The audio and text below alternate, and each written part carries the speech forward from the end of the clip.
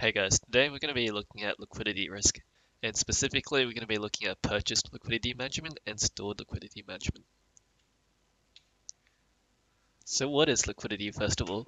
When we're talking about liquidity in this topic, we're referring to funding liquidity, which is the ability of a bank to meet its short-term obligations. Now you might be thinking, doesn't liquidity just mean how easy it is to convert or sell something for cash?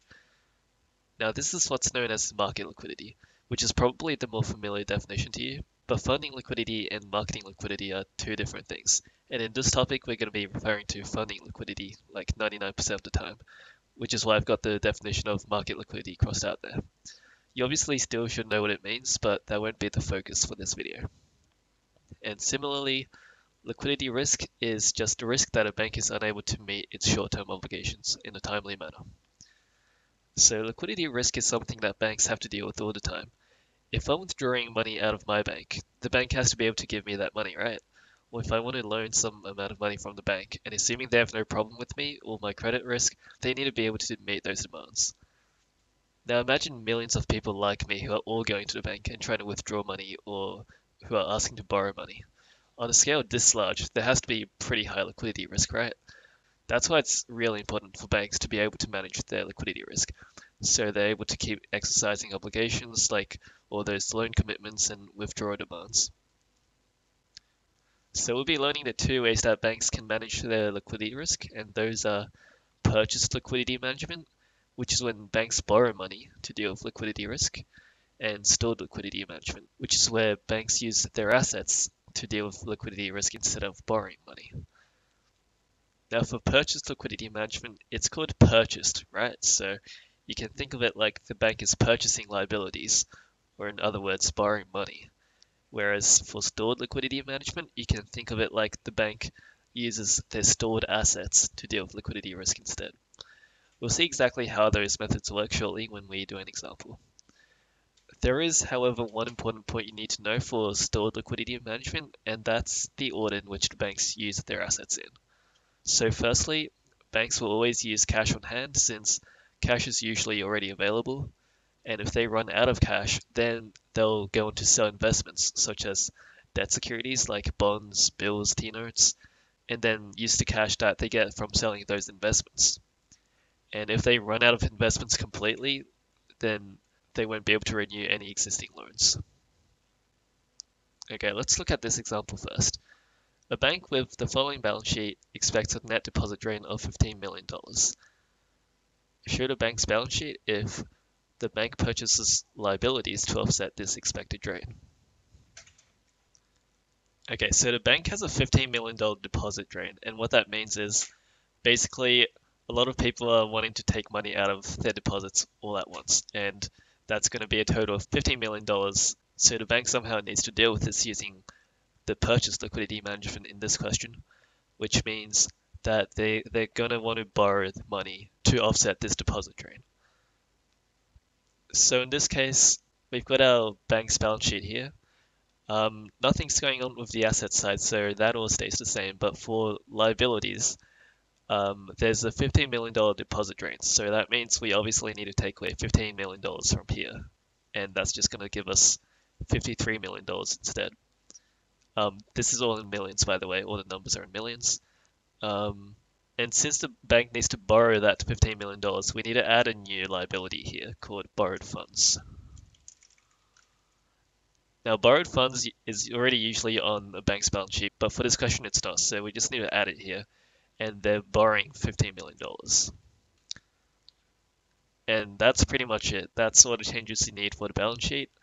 You can notice how the total liabilities and equity is still the same because we took away $15 million from our deposits, but we added $15 million to our borrowed funds. And whenever you're doing liquidity management, you just always need to borrow the same amount of money that's being changed in the first place.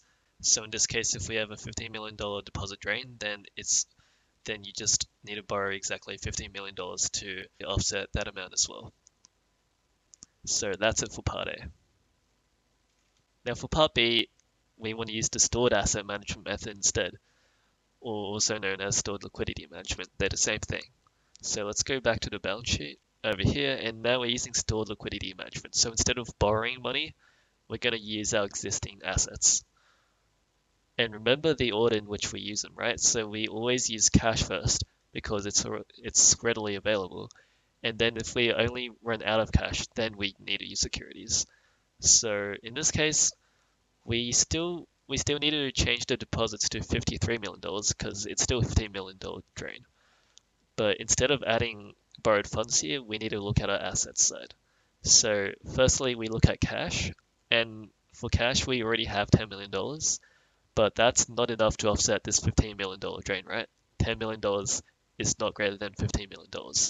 So even though this offsets part of the drain, it doesn't offset it completely. So in this case, we just need to remove cash completely from the balance sheet. So that's gone. But we still have $5 million left that we need to offset the drain. And that's going to come from our securities now. So we basically do $15 million minus the remaining $5, and that's just going to give us $10 million now. And we do need to change our total asset value to 65. That's 50, oh, sorry, 60. That's 50 plus 10. And our total liabilities and equities, that's also going to be $60 million, which is just 53 plus 7. And notice how in this case, although we have less total assets and total liabilities and equity, they, they're still equal to each other. So for this question, we're looking at another bank with a slightly different balance sheet. And in this question, if a customer decides to exercise a $15 million loan commitment, how would the new balance sheet appear if the bank uses stored liquidity management? So for this question, instead of having a $15 million deposit drain, we have a $15 million loan commitment now. So first thing you want to do is you just want to look at what's being changed. And in this case, on the balance sheet, you can see the loan's gonna need to be changed instead of deposits like in the last part. So if we're exercising a new $15 million loan commitment, basically we're getting a new loan that's got a value of $15 million added onto our existing loans. So our loans is going to change by 90 plus $15 million.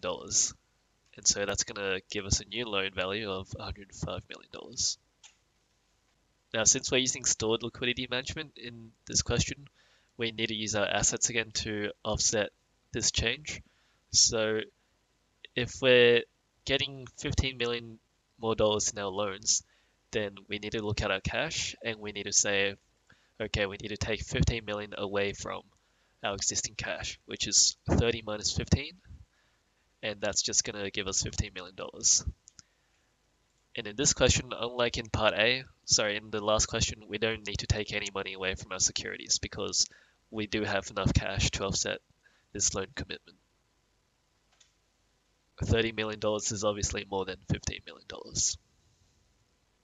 Alright, and in question 2, part B, we're just using purchase liquidity management instead of stored liquidity management.